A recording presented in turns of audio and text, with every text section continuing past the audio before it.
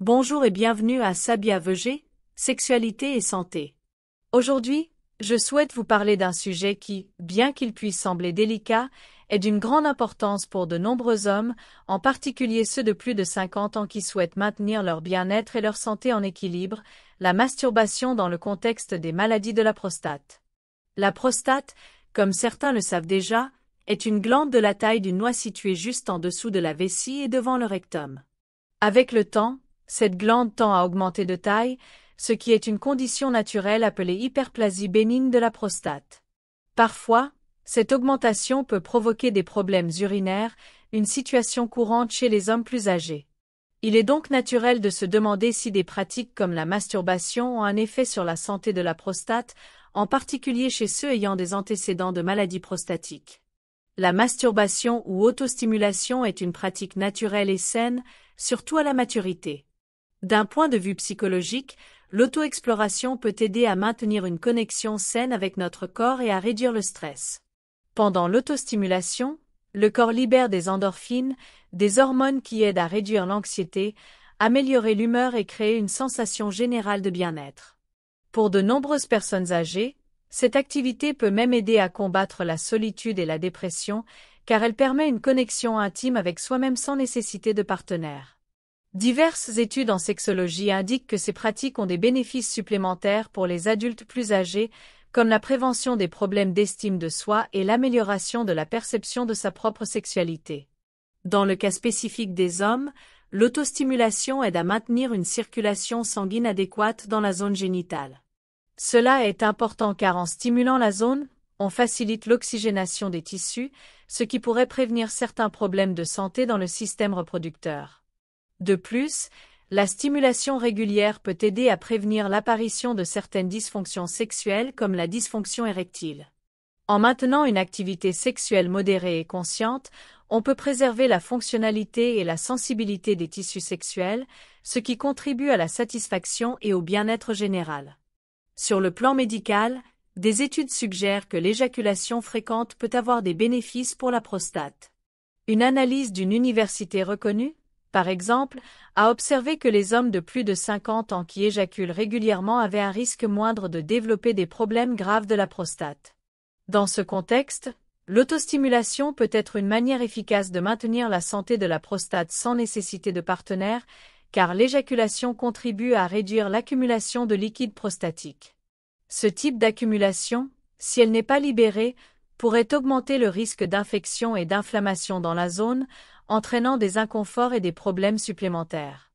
Une autre étude en urologie indique que les hommes plus âgés qui éjaculent entre 2 et 3 fois par semaine ressentent moins de gènes urinaires associés à l'agrandissement de la prostate.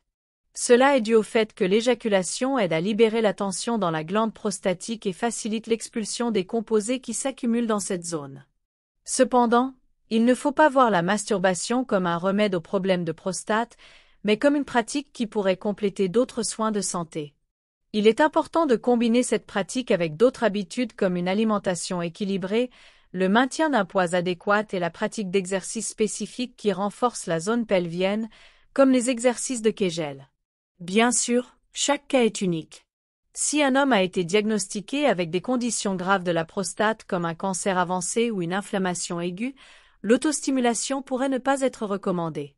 Dans les cas de cancer de la prostate, les tissus et les zones environnantes sont souvent très sensibles et l'autostimulation pourrait causer de l'inconfort ou même de la douleur. Dans ces situations, il est idéal de toujours consulter un spécialiste qui peut orienter sur la meilleure façon de gérer l'activité sexuelle pour qu'elle n'interfère pas avec le traitement ou le processus de récupération. D'un point de vue psychologique, de nombreux hommes ressentent de l'anxiété et de l'inquiétude quant à savoir si la masturbation pourrait aggraver leurs conditions de santé. C'est tout à fait normal et une préoccupation valide. Pour aborder cette peur, les experts recommandent d'aborder l'autostimulation comme une pratique de soins personnels plutôt que de l'associer à des stigmates négatifs. Maintenir une mentalité équilibrée et comprendre que la sexualité est une partie fondamentale du bien-être humain permet une relation saine avec son propre corps. La consultation avec un médecin peut également aider à résoudre les doutes, apaiser les craintes et offrir des conseils spécifiques pour ceux qui souhaitent maintenir une vie sexuelle active sans compromettre leur santé. En résumé, la masturbation, également appelée autostimulation, est bien plus qu'une simple pratique intime. Pour les hommes de plus de 50 ans, elle peut devenir une pierre angulaire du maintien de la santé physique, émotionnelle et sexuelle, même en présence de problèmes de prostate, tant que les traitements médicaux en cours ne s'y opposent pas. Sur le plan physique, la masturbation peut améliorer la circulation sanguine dans la région pelvienne, ce qui est particulièrement pertinent pour les hommes confrontés à des troubles prostatiques comme l'hyperplasie bénigne de la prostate.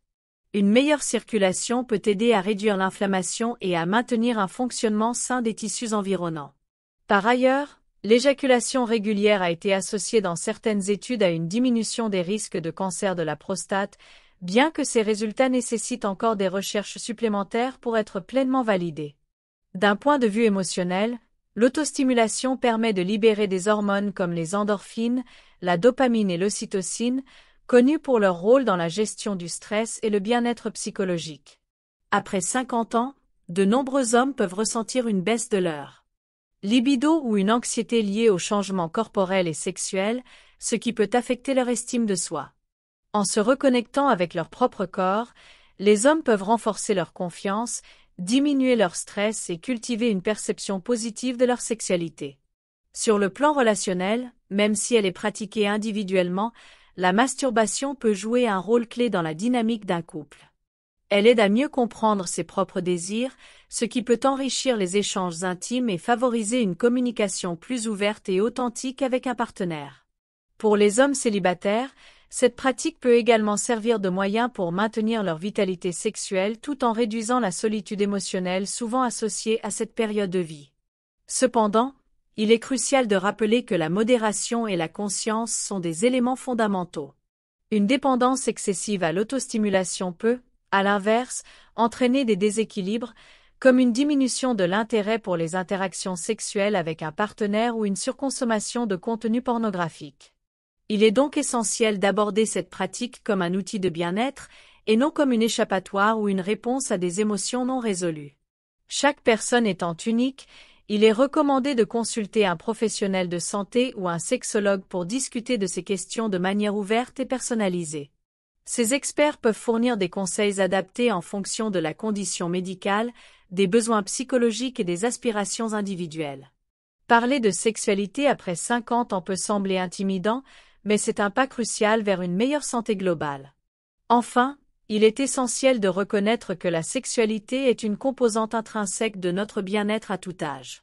Elle reflète notre capacité à nous connecter à nous-mêmes, à célébrer notre humanité et à embrasser pleinement les plaisirs de la vie. En prenant soin de cet aspect de notre existence, nous renforçons non seulement notre santé, mais aussi notre sentiment d'appartenance et de vitalité. Merci d'avoir pris le temps de nous rejoindre sur Sabia VG, votre espace dédié à la sexualité et à la santé. Si cette discussion vous a apporté des éclairages utiles ou vous a inspiré, partagez-la avec vos amis ou vos proches, car ces conversations peuvent briser des tabous et encourager une meilleure qualité de vie. Abonnez-vous à notre chaîne pour continuer à explorer ensemble des sujets essentiels, et laissez-nous vos réflexions ou vos questions dans les commentaires. Vos idées enrichissent nos échanges et nous permettent de mieux répondre à vos préoccupations. Rejoignez-nous dans le prochain épisode pour continuer à construire une vie épanouissante et pleine de sens.